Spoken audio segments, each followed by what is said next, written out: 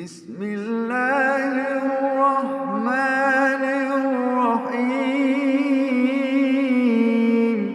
The government also cares about the most personal of things in your life. For example, if you don't send your kids to school, the government has a say in that. The government will call you. Some official will give you a phone call and say, "Where are your kids?" You can't say, "They're my kids, what's it to you?" No. As a government, they have a say in whether your kids stay at home or go to school. And when they go to school, then they have all the say on what your kids are taught.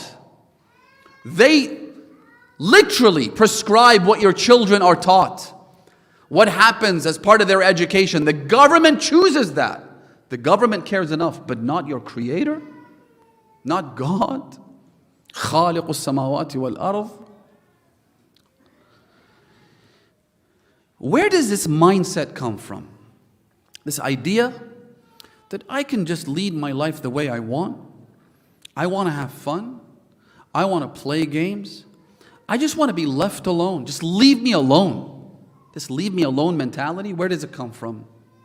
It comes from the philosophy known as existential nihilism.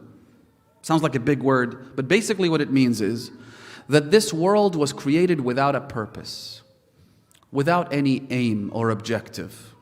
If there is a purpose in this world, in my life, then it is absolute hedonism, Euclidean to the core, meaning that the purpose of life here is to attract as much pleasure and repel and avoid as much pain as humanly possible. And you'd think that this is a philosophy that's exclusive to, say, I don't know, atheists. But the reality in our own lives, that's the aim that most of us at least, we try to head in the direction. It's to have as much fun as possible. Now, enter the gaming industry.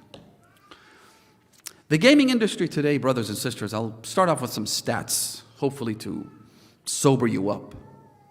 The gaming industry today is bigger than the music industry as well as the film industry combined. It's worth about $200 billion globally. And they say that in the year 2027, it'll approach about $400 billion. So it's doubling every 3 years, every 4 years. It's staggering, especially for those of you who are millennials, people who are older, right? Those born before the turn of the century. You might think about this and wonder, like, where did all this come from? Where have I been? But if you happen to be 12 years old, 15 years old, or even older, because the average age of a gamer in the United States today is 35. You'd think that someone at the age of 35 has their lives figured out, that they have more important things to do, that they have a family and kids, and they worry about feeding those kids. They worry about work. They worry about paying their mortgage. You'd think that, right? But no. 35-year-olds, that's the average age. In other words, you've got people in their 40s and 50s who are actively participating in gaming on a daily basis. How much time they spend on that varies from country to country, but that's not the point. The point is that 1/3 of the globe's population are gamers. That's 3.2 billion people around the world, which explains why the industry is just so staggeringly massive. At the beginning of this year, Microsoft announced the acquisition of a gaming behemoth known as Activision Blizzard. Those of you who play Call of Duty, World of Warcraft, right? These kinds of blockbuster games, you're familiar with Activision Blizzard because it always starts with that logo. The acquisition of Activision by Microsoft sent the industry into a spiral. Why? Because it was the biggest acquisition in the tech industry to date.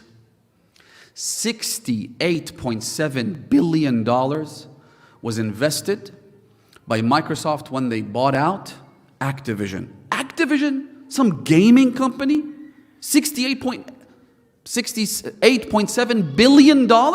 Compare that to when Google bought out YouTube about 10 years ago. They bought it for $1.6 billion. And at the time, people were like going absolutely crazy. $68.7 billion. Facebook, which is a social media company, announced that it's completely changing itself and transitioning into gaming in a virtual world. They renamed the company into Meta because their focus now is no longer on the social media stuff. It's no longer about messaging. It's no longer about ad revenues in that space. It's about gaming in a virtual world. Now, a lot of you, especially those who are younger, you know more about this than I do. But my point here is this. You know something is important when big money is being invested into it, right? That's usually a very good indication that, hang on a second, this is serious. And although I may be oblivious, I may be asleep, I don't know what's going on around me, but this is something that I need to take very seriously. That's number one. Number two, how do you know this is serious? There is an organization based out of New York. It's called GLAAD. And it's one of the leading advocacy groups for LGBTQI acceptance. In its annual report, which I read about a year and a half ago, and I was reading their most recent annual report just today, it says, and I quote, listen carefully, مَنْ نَامَ لَمْ يُنَمْ عَنْهُ. We're asleep, wallahi we're asleep. But look at what the other side is doing. In their annual report, it says that the gaming industry is one of the, or gaming in general, is one of the biggest media in the world today. And I'm quoting, and one of the biggest opportunities we have today to change hearts and minds. They increased their annual budget, and their annual budget every year is about $100 million. And they get funding from, guess who? Lockheed Martin. They get funding from weapons manufacturers. The same people that make Hellfire missiles are donating to this organization called GLAAD. Anyway, I'll leave you to process that. Then they said in their annual report again that they've increased their annual budget that targets gaming companies by 30%. I don't know how many millions of dollars, in order to introduce LGBTQ plus hashtag question mark, exclamation point, God knows what else, into games, into video games. Now you think to yourself, but what would a game character do if a game character has to be trans or has to be this or that? Right? But it makes a big difference. Why? Because it's not just about the game. Anyone who's a serious gamer can attest to that. It isn't about you shooting people on some game console. It's about the lifestyle. It's about the environment. It's about the social, the pop references. It's about the discussions that happen in the background. It's about esports, which is their Olympics. They literally have an Olympics for video games, right? The first one was held, I think, in 2019 in New York or someplace, right? And there were 27,000 people who showed up to those games, where you literally just have people sitting behind screens and playing a video game. This is serious. Why am I saying all of this? Because again, and this will be familiar to all of you parents, you'll get an email and a message and a post and a leaflet and a brochure that says, Black Friday deals, hurry up before you miss out. First of all, chillax. What's wrong with you? Miss out on what? What's going to happen? But see, when that pushes your buttons and the endorphins go completely haywire in your head, you feel the same way. You feel like, I don't want to miss out on this. And it's like, what are you missing out on? 20% discount on this tablet. 15% discount on this laptop. On this gaming console. Right? Listen to this hadith. Rasulullah says, أغلق بابك فإن الشيطان لا يفتح بابا مغلقا. Close your door, Because shaitan never opens a closed door. What does that mean? It means that, let's say, imagine you have a house that's got a lot of nice furniture, curtains, maybe some valuable possessions, a TV, this, that, or the other. If your door is closed, a thief, a burglar, will most likely not try to force their way into it, because you've just made it more complex. It's harder. They have to pick a lock, they have to break the door, they have to break a window, right? But imagine if you leave your door open by like 2 inches.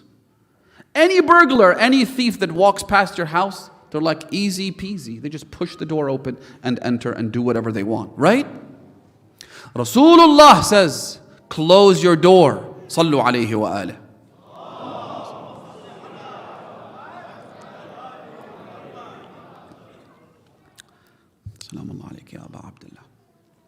He says, close your doors, because shaitan will never open a closed door.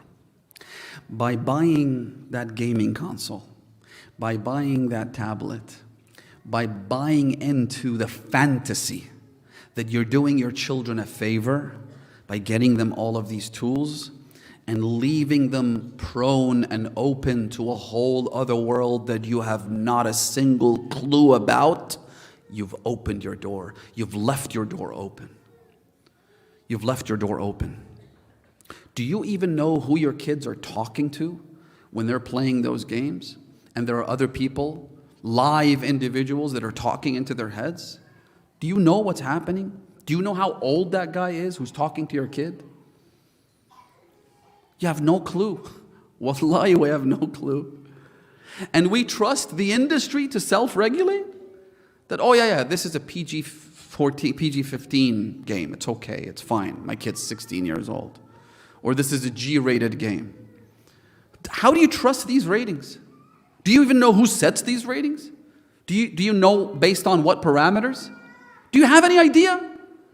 People say that children are playing endless hours of video games and they've turned into these mindless zombies. Wallahi, the kids are not the mindless zombies, it's the parents.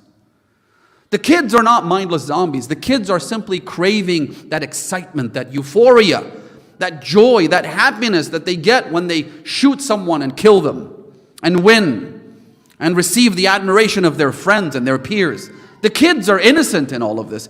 You're the one who needs to be blamed. You're the one who kept that door open. You're the one who opened that door into this whole other world.